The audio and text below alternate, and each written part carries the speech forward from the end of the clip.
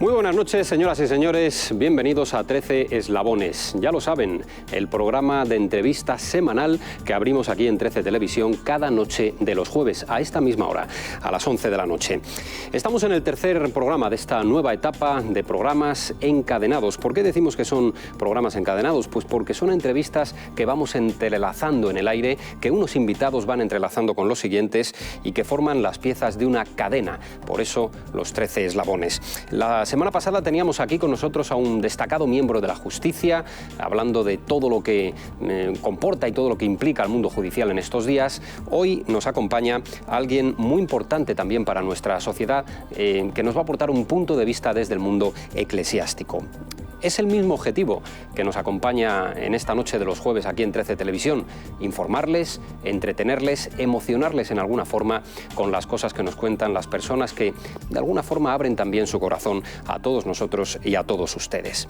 Nuestro invitado de esta noche es vallisoletano. Es un hombre con un criterio muy firme sobre las cuestiones que tiene abiertas en este momento nuestra España, y sus opiniones son muy importantes porque, ya lo sabrán ustedes, se están produciendo cambios importantes en nuestra sociedad, en nuestro mundo diario, y por supuesto él tiene que decir muchas cosas al respecto. Es un hombre de fe. Desde el año 2009 es arzobispo emérito de Sevilla. Les vamos a presentar ya a esta hora de la noche al cardenal Carlos Amigo Vallejo, su obra, las cosas de las que tiene que contarnos y su perfil biográfico. Carlos Amigo Vallejo nació en Medina de Rioseco, en Valladolid, hace 78 años. Hijo y sobrino de médicos, ingresó en la universidad con la intención de continuar la saga, pero la llamada de Dios fue más fuerte y con 20 años abandonó sus estudios de medicina para ingresar en el noviciado de la Orden de Hermanos Menores.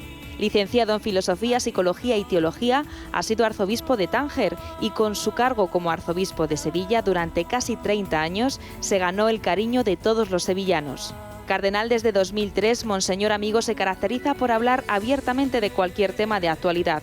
Esta noche repasaremos con él algunos de los asuntos más polémicos de las últimas semanas, como la posible ruptura del PSOE con el Vaticano o la inminente retirada de la asignatura de Educación para la Ciudadanía. Hay efectivamente muchas cosas de las que hablar con nuestro invitado, al que ya a esta hora de la noche pasamos a saludar. Carlos Amigo Vallejo nos acompaña en 13 Eslabones. Don Carlos, muy buenas noches. Buenas noches. Señor cardenal, bienvenido a nuestro programa.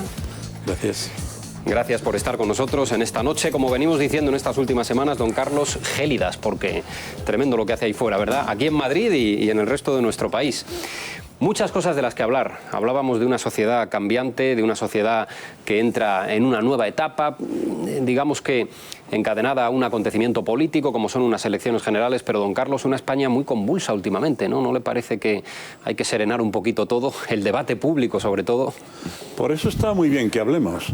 Claro. Lo peor es cuando no haya comunicación, cuando nos importen muy poco las preocupaciones o los disgustos de la gente. Ese día sí que será un día verdaderamente malo y fatal. Pero mientras tengamos la capacidad de hablar e incluso de discrepar, las cosas no van por mal camino. Sobre todo de discrepar, porque no hay nada malo en confrontar opiniones diferentes, ¿no? Al contrario. Bueno, las personas no se hacen como los ladrillos. Cada uno tiene su mentalidad, sus criterios, y son muy poquitas cosas de las que no puede haber controversia. ¿Nota usted en este aspecto de lo que estamos hablando un especial enconamiento? No sé, es como dicen los jóvenes de ahora, ¿hay demasiado mal rollo en España? Muchas veces damos una imagen de mal rollo, de crispación, y después encuentras tú en esos mismos ambientes que a la hora de trabajar y de entenderse no hay esta crispación. Estos días me he acordado yo mucho, con motivo también de crispaciones y palabras fuertes, diciendo, bueno, pero estas personas que les ve uno tan responsables en su trabajo profesional, político, por ejemplo, y me acordaba yo de unos versos que se decían mucho por Andalucía. Era cuando una persona pues era de naturaleza buena, pero se empeñaba en ser, dice, lo que más pena me da es que tengas tan mal sonido siendo de tan buen metal. No sé por qué. Estos días me ha venido a mí muchas veces. Bueno, pues es que es muy utilizable esa sentencia, ¿no? Yo creo que es muy utilizable para muchas personas, ¿no? Que podrían utilizar más el diálogo y demás, y la estridencia un poco lo puede todo, ¿no? Lo que ocurre es que también a veces nos quedamos en la cáscara. Y muchas veces en las crónicas mismas, por ejemplo, del Parlamento, que estos días ha estado pues mi de primera página, sí, nos quedamos un poco más que en las ideas de unos y de otros, como en lo que ha habido de crispación o lo que ha habido de resentimientos o de otro tipo de cosas. Bueno, por entrar directamente en los asuntos que en estos días son noticia, están de actualidad, ya digo que bueno, pues se ha producido un cambio importante en nuestro país, un cambio de un gobierno socialista, un gobierno conservador del Partido Popular. El gobierno ha tomado posesión, lleva ya un mes y medio de mandato, deja atrás una etapa, la verdad que ha sido una etapa complicada también para la Iglesia de nuestro país. En esta etapa se promovía, tengo por aquí apuntado, por ejemplo, la retirada de los crucifijos en colegios, en actos institucionales, en tomas de posesión, se eliminaban los elementos religiosos en actos militares, en actos castrenses, se autorizaban procesiones ateas en Jueves Santo, seguramente como provocación, o desde luego costaba mucho explicar lo contrario, como provocación a los cristianos. Se cuestionaba la existencia de capillas en hospitales y en universidades públicas, y no se decía nada de otros lugares, otros recintos dedicados a otro tipo de confesiones. ¿Qué le parece la etapa que dejamos atrás y qué espera de la etapa que se abre? En cuanto a la etapa que dejamos atrás, creo que ha habido una serie de temas que han sido completamente inoportunos. La mayor parte de los temas de los que pues hemos hablado ni procedía, y además parece como que había un afán de incordiar, sin contar además con las personas que son los protagonistas, por ejemplo las familias en el caso de educación y cosas de este tipo, ¿no? Y no sé por qué había una especie de deseo de incordiar, que no creo que fuera así, o también cortina de humo ante otros problemas, y resulta que al lado de problemas pues tan importantes había pues cada cosa que parecía una insignificancia, pero que entristecía e incordiaba, pero mucho. Quizá en este aspecto todavía nos quede un poco que andar en la convivencia. Yo puedo pensar, por ejemplo, en la cuestión del velo islámico, en la cuestión del crucifijo en las escuelas.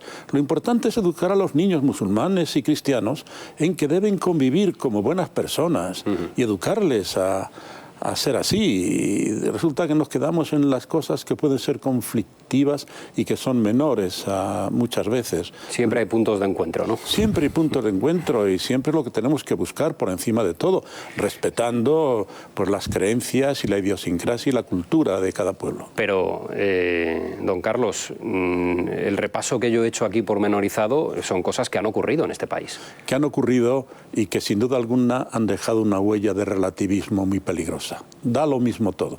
Eso es lo peor que nos puede ocurrir, que no tengamos criterios, normas de vida, de convivencia. Da lo mismo ser un sinvergüenza pues que una persona honrada, pues da lo mismo el despreciar la justicia que acatarla. Bueno, una serie de cosas que parecen inconcebibles, y muchas veces marginando sobre todo a la sociedad para la que esas leyes deben servir. Cuando, en lugar de mirar al pueblo, se mira a un partido, a otro partido, al final, como dice el famoso proverbio sahawí, cuando los elefantes se pelean, al final quien sufre las consecuencias es la hierba.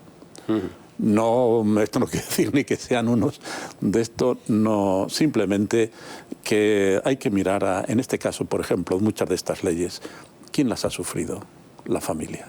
La familia española, y no me refiero solamente a la familia católica, a la familia en general, porque se creaba, por ejemplo, en la escuela unas situaciones de tensión por algunas cosas, la cuestión de la educación para una cierta ideología más que para la ciudadanía. ¿Cómo no vamos a estar por la educación de los ciudadanos? ¿Cómo no vamos a estar con ello? Pero otra cosa es que se quiere imponer un tipo de ideología, la que sea. O sea que la familia sería la hierba, ¿no? En esa pelea de elefantes. La familia sería la hierba. Menos mal que es una hierba que rebrota siempre. Lo más sólido es siempre la familia. Buena metáfora esa. Bueno, hablando ya del capítulo que ha abierto, señor Cardenal, la derogación de la EPC, la Educación para la Ciudadanía, esa asignatura que fue tan discutida y discutible en la legislatura pasada, en la etapa anterior. El Gobierno ha anunciado ya que esa asignatura va a desaparecer, se va a sustituir por una educación cívica y constitucional. Cuando el Gobierno ha anunciado esta decisión, rápidamente ha sido acusado de, bueno, pues que no había motivos para ello, cuando se estaba justificando que era una asignatura con un trazado y con un calado ideológico y adoctrinante muy importante, ¿no? Pero si además ha sido derogar una ley que ha tenido muy poca efectividad, gracias a Dios. Porque si es que estaban prácticamente en desacuerdo con esta ley los enseñantes de cualquier tipo, otros protagonistas a los que se les ha marginado muchas veces. Ustedes cumplen, no, habrá que escuchar a los enseñantes. Yo recuerdo a este respecto, pues un representante en una especie de grupo educativo que había, un representante de Izquierda Unida. Yo estaba sorprendido de cómo hablaba esta persona sobre la disciplina en el colegio, sobre el comportamiento ético, sobre la limpieza. Yo decía para mis adentros, ¿este será el que nos ha enviado este partido? Pues sí, porque había sido director de un instituto, un auténtico profesional, y sabía aquello que debía haber en un instituto y aquello que era estar jugando con profesores y alumnos. No se trata de que uno pertenezca a un partido o a otro, se trata de una educación que nos corresponde a todos y que la calidad de enseñanza no solamente es un concepto que repetimos muchas veces, sino que la calidad de la enseñanza sin personas de calidad, tanto profesores como dirigentes, no es posible. Al final, en la enseñanza hay que excluir cualquier tipo de sectarismo, venga de donde venga, ¿no? Esa es un poco la idea que hay que transmitir a los enseñantes, ¿no? A los docentes. El sectarismo es la carcoma de cualquier cosa, porque le quita vida, le quita libertad, le quita dimensión, lo encuadra todo dentro de un reducido espacio tan cerca de la secta, pues que entonces ni vive ni deja vivir. Esa ha sido una de las primeras reformas que ha anunciado el nuevo gobierno, pero yo creo que si aceptamos, como yo creo que ya cada vez más se va aceptando, que la crisis no es solo una crisis económica, ¿no, don Carlos? Es una crisis de valores y de valores morales, es una crisis de la moralidad también, ¿no? Eso, ¿tiene usted la percepción de que la sociedad, que al principio lo cuestionaba, porque decía, no, estos son los mercados financieros, es un problema de que el paro está aumentando y tal, pero no tiene nada que ver con la crisis de valores, ¿no? Yo creo que eso ya cada vez más se acepta universalmente, ¿no? Las palabras más lúcidas que se han dicho sobre este tema fueron las de Juan Pablo II, el beato Juan Pablo II. Todavía no había comenzado todo esto de la crisis en profundidad. Y decía que el hombre, cuando se olvida de Dios y de los valores esenciales, se derrumba en todos los aspectos, incluido pues el económico, el financiero, naturalmente el Papa se refería, como es lógico, a aquello que es la dimensión más importante del hombre, que es Dios. Pero fueron unas palabras muy lúcidas, diciendo, si el hombre pierde calado, pues se hunde y con el hombre se hunde todo lo demás. Pues dentro de ese amplio capítulo de reformas que el Gobierno ha puesto en marcha para también superar esa crisis de los valores, y junto a la eliminación de la asignatura que aprobó el Partido Socialista en la etapa anterior, se ha anunciado también una reforma en la ley del aborto, donde lógicamente la Iglesia tiene mucho que decir como autoridad moral en todo este asunto, ¿no? Se ha dicho que se va a exigir de nuevo el consentimiento paterno cuando una menor de edad se someta, tenga la desgracia de someterse a una interrupción voluntaria del embarazo. Se ha hablado de que la doctrina de la vida, ha dicho el ministro Ruiz Gallardón, la doctrina de la vida que ha marcado el Tribunal Constitucional va a inspirar la reforma de la ley del aborto. ¿Todo esto cómo se contempla desde la Iglesia? Pues que la vida y la dignidad de las personas no es negociable, bajo ningún aspecto. Una cosa distinta es la despenalización en unas circunstancias. Muy bien, esta persona ha abortado en una situación de ansiedad. Esto está muy mal hecho, no lo justifica en absoluto. ¿Qué vamos a hacer a esta mujer? ¿Meterla en la cárcel?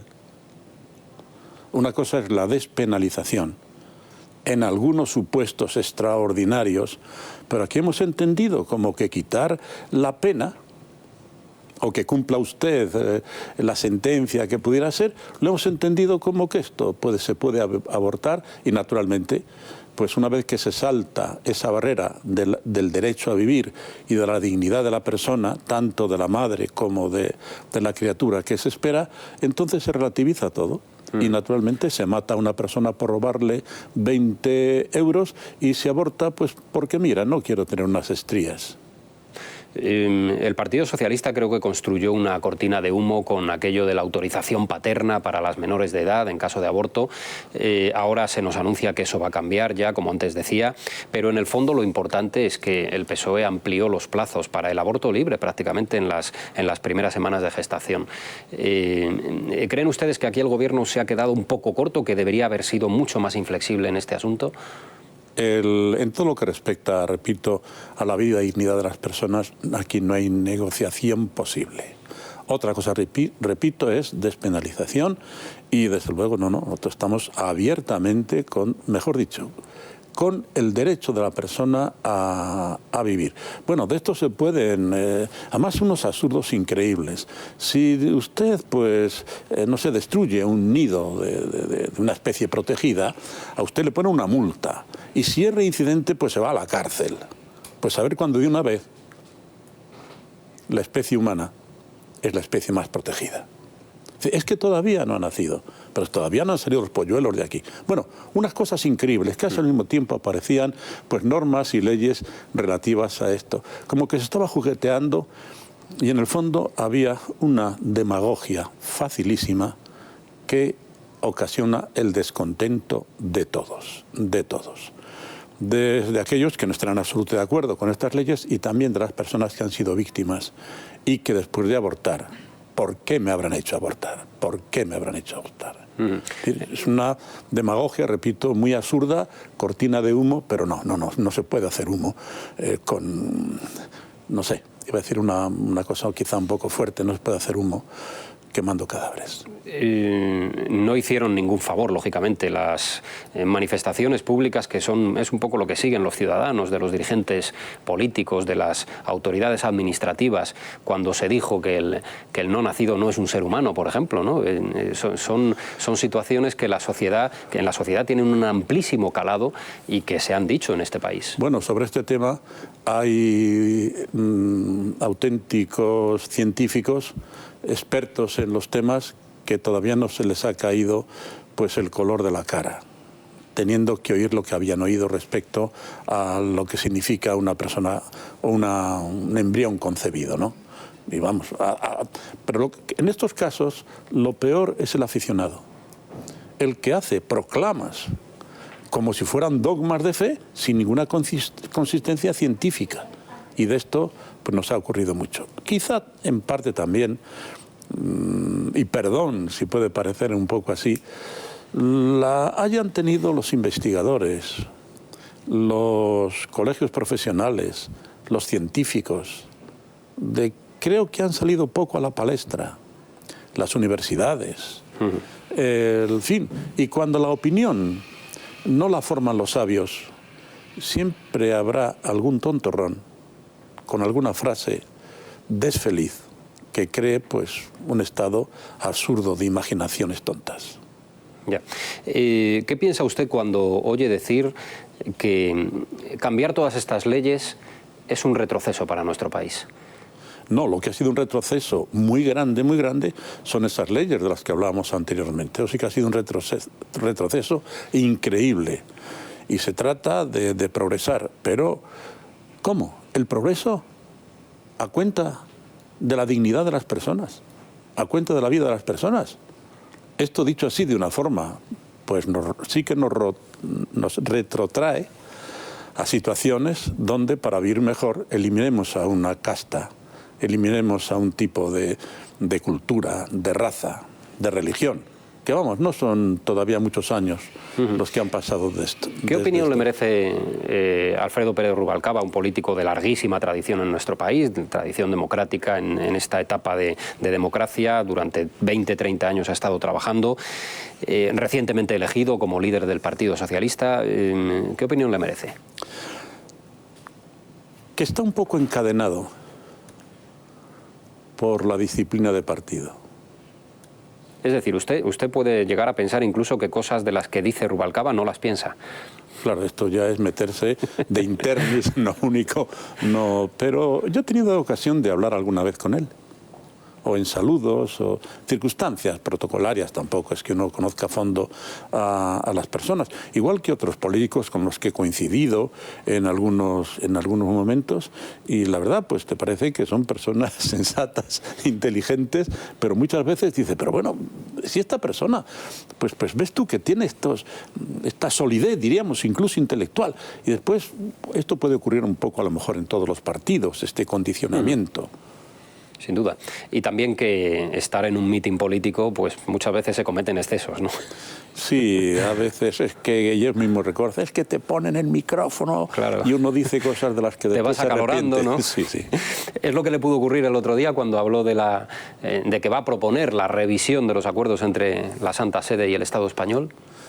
Recuerdo que hace bastantes años, había un político parlamentario que todos sus discursos los comenzaba siempre echando la culpa de todos los males al imperialismo de Estados Unidos y al imperialismo del Vaticano. Usted es muy joven y no se acordará. Bueno, ya en cuanto comenzaba a hablar, pues ya era la rechifla, pues un poco en el mismo Parlamento, porque ya era un discurso rayado. Y aquí ocurre igual, con la que está cayendo, con la que está cayendo. Vamos ahora a revisar los acuerdos. Si fuera necesario, estos acuerdos además se han firmado después de la Constitución española, por tanto no es decir que era algo de Franco, ¿no? Cosas así, que siempre también es un poco la cosa que se dice. Que haya que revisar algunas cosas, actualizarlas. Bueno, puede ser. No sé qué cosas concretas. Bueno, pues tenemos que revisar un poco este tema, pero también será en el momento oportuno. Y ahora pues no es tan urgente el revisar. Y de todas las maneras, los acuerdos, si se revisan, sería para mejorarlos. Porque la situación para ambas en la partes, claro. Claro, porque la situación en que se encuentra la Iglesia muchas veces de desprotección en su libertad de acción, en su presencia en instituciones, en muchas cosas, pues también, ya ve lo que ha ocurrido, por ejemplo, en un medio de comunicación y esa querer los obispos vascos, pues por decir, señores, que tenemos una responsabilidad de educación con nuestros hijos, etcétera. Hombre, lo más curioso, o al menos lo que personalmente más me chocó, es que Rubalcaba haya esperado a este momento para hacer ese anuncio, cuando estando en el gobierno no solamente no ha hecho lo que ahora propone, sino hizo todo lo contrario. Bueno, es decir, el gobierno de Zapatero renovó los acuerdos con la Santa Sede, ¿no? Creo que desde algunas personas significativas de su mismo partido ya le han dado la respuesta. Y además con unas palabras muy castizas. Sí, sí. No hay que venir ahora con esta caspa. Bueno, eso concretamente el señor Vázquez, ex embajador en la Santa Sede. Extraordinaria persona. Que ha dado efectivamente esa... que uno no piensa si son de este partido o del otro, por esto mismo. Son personas de gran credibilidad y su ejecutoria no ofrece lugar a duda en este aspecto. Sino todo lo contrario, yo creo. Todo lo contrario. Merece todo el respeto y todo el aplauso. Fue un desliz lo del ministro Gallardón el otro día cuando dijo que la ley del matrimonio entre homosexuales, pues a su juicio es constitucional, cree que es algo de convicción, cree que está condicionando al Tribunal Constitucional que tiene que tomar una decisión sobre eso. Creo que en el Parlamento él mismo pues ha dicho que él acata la decisión, por supuesto faltaría más. Claro. Que acata la decisión, y creo que a veces la matización política pues creó más confusión que aclarar las cosas. Una cosa distinta es el respeto que se debe tener a todas las personas, independientemente de su condición, y otra cosa es la estructura jurídica del matrimonio. Le pedí antes la opinión personal que tiene usted sobre Rubalcaba. ¿Qué le parece Alberto Ruiz Gallardón por su trayectoria política y por la responsabilidad que ha asumido ahora en el Ministerio de Justicia? Me parece un hombre muy eficaz y muy valiente, y además con ideas muy claras, Uno en algunas puede estar de acuerdo o en otras no, pero me parece una, como se dice así, una cabeza muy bien amueblada y con una dialéctica, pues yo creo que se necesita en el Parlamento. Él mismo, unos días después, anunciaba también una reforma jurídica para que los notarios puedan agilizar es decir, la institución del matrimonio y el divorcio. ¿Es trivializar esto demasiado? Bueno, el capítulo? Una cosa es que se agilice la labor de la justicia en todos los aspectos y otra cosa es que la prisa se convierta en frivolidad. Pues si el matrimonio cuando riñe, y es de suponer que no haya ningún matrimonio pues que no riña de cuando en cuando, si no serían dos personas un poco tontitas, ¿no? Pues si cada vez que tienen un disgusto se van a los tribunales, es que la cola llegaba hasta Algeciras. Claro.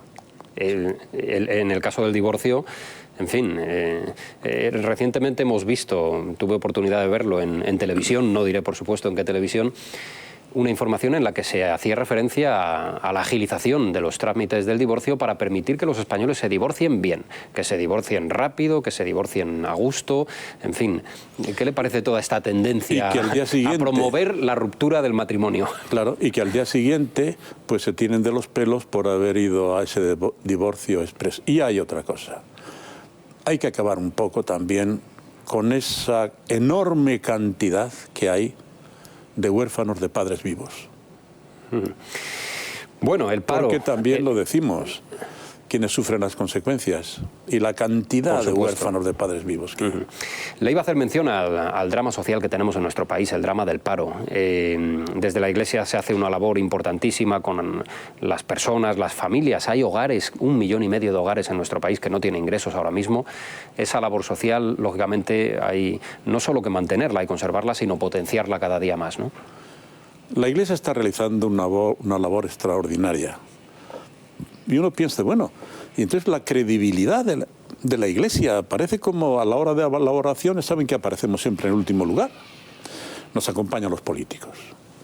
Y uno piensa, ¿y qué sociedad es esta que no valora a la clase política cuando es algo imprescindible en la vida de un país? Bueno, pero la credibilidad de la Iglesia no va a venir nunca por los números. La credibilidad de la Iglesia viene por las personas. Y la Iglesia no busca tanto una credibilidad, diríamos, pues social, cuanto el ser fiel a lo que tiene que hacer. Y entonces dar de comer al hambriento para nosotros no es ninguna cosa extraordinaria. Lo que desearíamos es que ese hambriento no tuviera necesidad de ir al comedor de caridad. Pero no vamos a esperar a que se resuelvan todos los problemas para seguir ayudando a aquel que necesita ser ayudados. Y después hay otra cosa, en cuanto a los números. De los pobres no se presume, a los pobres se les ayuda. Y como decía San Vicente de Paúl, la caridad que hace ruido no es caridad. Y todo esto quiere decir, nosotros trabajamos por la caridad, pero trabajamos por la justicia. Es decir, todo esto también pues está diciendo que el derecho fundamental de la persona es tener aquello mínimo que necesita para vivir, pues como debe vivir. Y sí, la labor se está haciendo y la respuesta también de los cristianos y de otros más. De todas maneras, no solamente en este aspecto de los comedores, de la ayuda a las familias, porque hay muchísima ayuda a las familias en su casa para evitarles la vergüenza de tener que ir allí al comedor público, diríamos así. Sí. Pero también hay otra serie de datos, por ejemplo, la labor que está haciendo la Iglesia en el acompañamiento a personas ancianas y solas en las 1000 parroquias, las parroquias distintas que hay, la cantidad de puestos de trabajo que está generando la Iglesia, esto a veces no se tiene en cuenta. No se cuantifica, ¿no? En algunas ciudades, en algunas regiones, es sin duda alguna la empresa, entre comillas, que más puestos de trabajo genera. Hospitales, enseñanza, cultura, qué sé yo, pues la cantidad de puestos de trabajo que están generando. Y además que la Iglesia pues tiene digamos, si podemos dar a la gente trabajo es lo mejor que podemos hacer. Vamos a hacer una pausa mínima, señor amigo. Vamos a regresar de inmediato con nuestro invitado de esta noche para seguir conversando sobre las cosas que ocurren en nuestro país.